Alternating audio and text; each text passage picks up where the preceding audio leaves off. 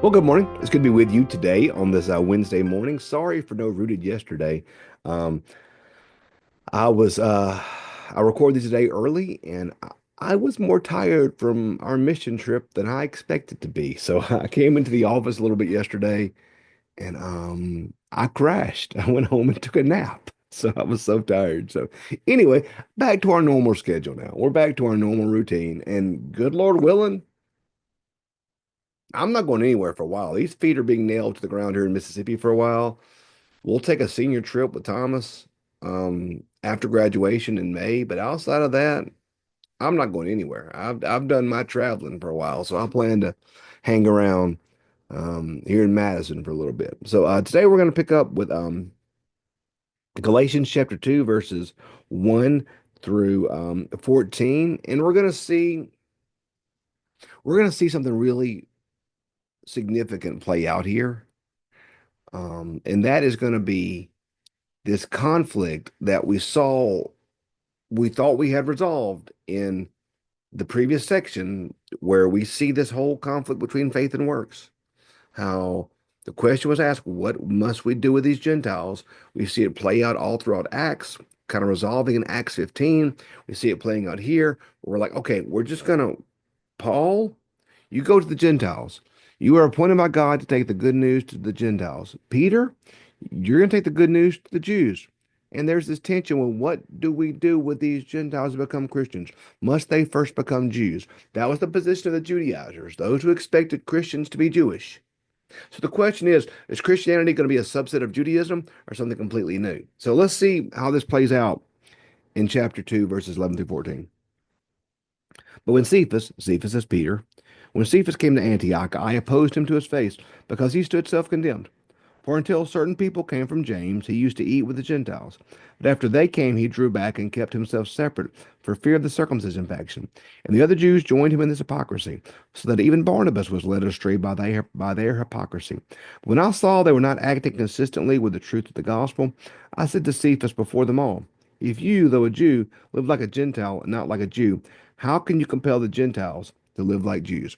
So what was happening was this: is these Gentiles were becoming Christian, and they were not living by the dietary laws that the Jews lived by for centuries, thousands of years.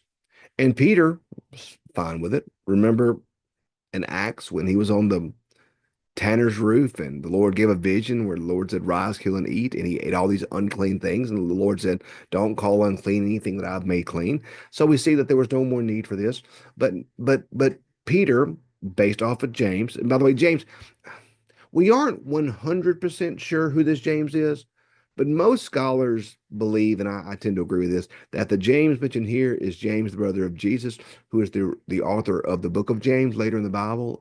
And when we if you go read the book of James, I think you'll see that that falls in line. And in fact, we may go to James after Galatians, because I think there's such a beautiful combination.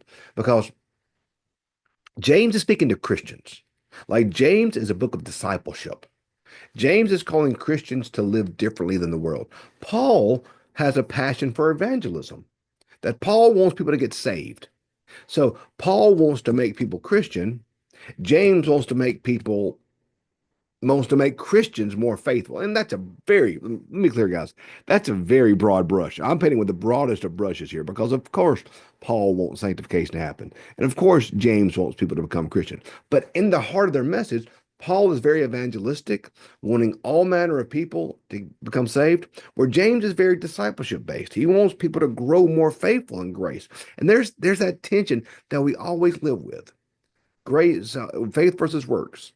And it comes down to this, that in the Wesleyan tradition, in which we United Methodists are part of, we often want to do a separation of justification and sanctification. Justification is the word we think of for there's when you got saved. It's when you were converted. It's when you were justified. That moment when Jesus changed your life. For many of us, you can go back, you can think of the exact time when you got saved. The exact time you gave your life to Jesus, the exact time Jesus changed your life. I can remember that in my life when I was saved, when I was justified. We think of that exact moment. So, but sanctification is the growth that comes from that point forward. We become more faithful. We become more holy. We become more sanctified. We become the Wesleyan tradition, sometimes called Christian perfection, or we grow more faithfully. Here's what you need to understand. That's not a different thing. The same grace of justification is the same grace of sanctification. It's the same thing.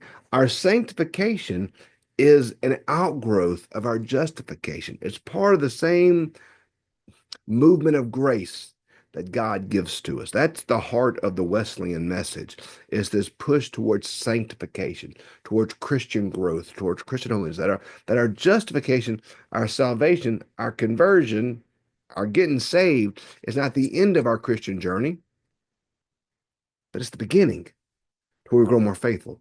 So James is calling us to be more faithful. So that's the tension here. Like, okay, are we called to be different for the world? Are we called to live in the world? Like, what are we supposed to do here? And so there's this round debate here.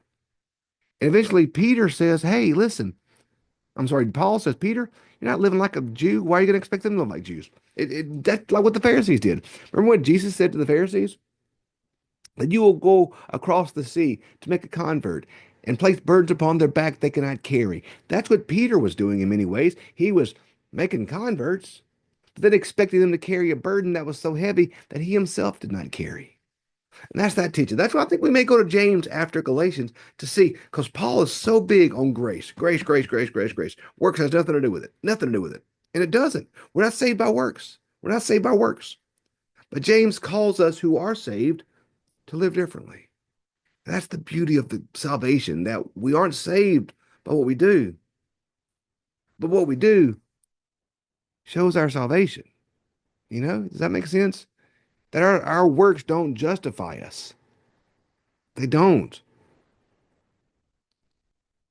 But our works show that we are justified. But in the end, this whole thing is this. Peter is telling, Paul rather is telling Peter, you gotta love folk. You gotta love folk where they are. You gotta eat with them. You gotta be with them. You gotta love folk. You cannot expect a perfection of others that you do not expect of yourself. Christians, we cannot expect a perfection from lost people that we do not expect from ourselves. We cannot expect lost people who do not know Jesus, lost people who are not walking in Christ. We cannot expect them to live more perfectly than we expect ourselves to live.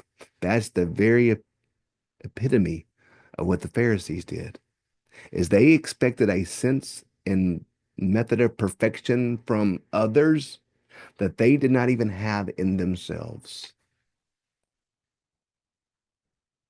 Paul is calling Peter and these Judaizers to be in fellowship with Gentiles who may not be exactly like them. We're called to love people who are different than us. We're called to love folk who agree with us and folks who disagree with us. We're called to love folk who share our theology. We're called to love folk who don't share our theology. We're called to share folk who share our politics. And we're called to love folk who don't share our politics. We're called to exchange the hand of Christian fellowship with all manner of people. Folk we agree with and folk we don't. Folk like us and folk differ from us.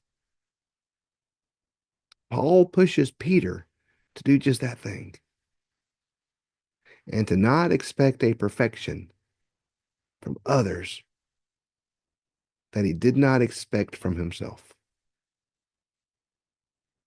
We just got to love folk, y'all. We got to love folk where they are. We got to give them to Jesus. That's our job.